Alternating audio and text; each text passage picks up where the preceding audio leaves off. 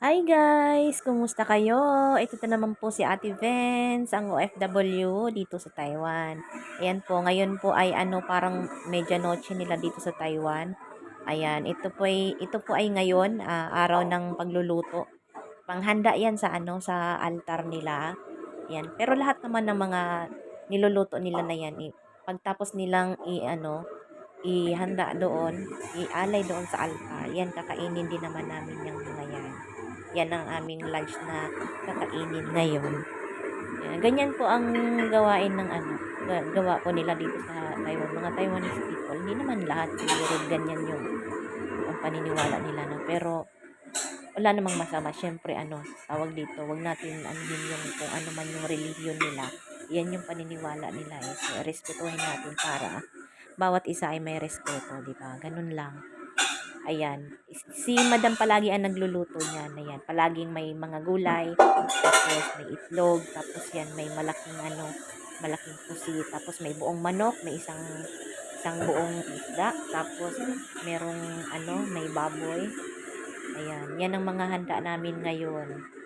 Handa nila ngayong Chinese New Year. Yan. Ganyan lang, kasi simple lang. Nagtutulong-tulong lang ako sa kanya.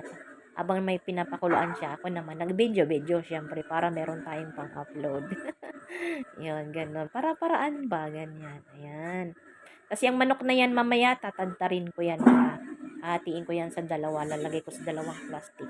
Ilalagay yan sa freezer. Yung mga hipon, mga gulay, mga itlog, tapos yun, yung may manok na mga hita, yan ang ulamin namin yan, ang ulamin namin mamaya. Yan. Tapos yung buong baboy, tsaka yung buong manok, ilalagay yun mamaya sa freezer. Ayan. So, yan na guys. Kain po tayo. Happy Chinese New Year sa inyong lahat. Xinyang Kuala.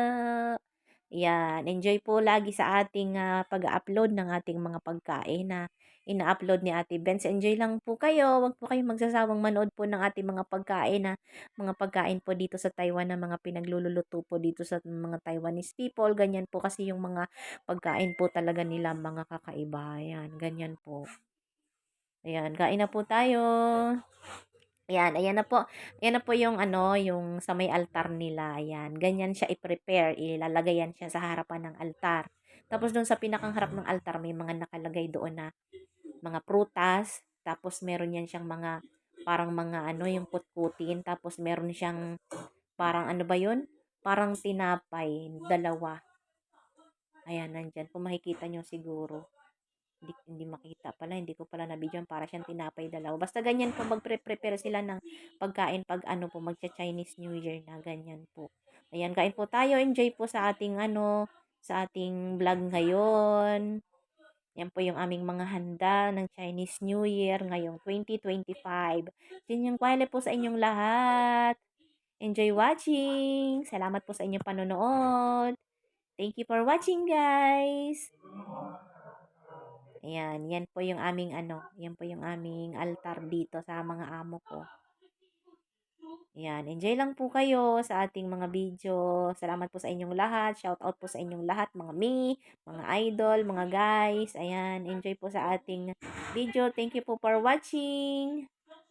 Bye-bye!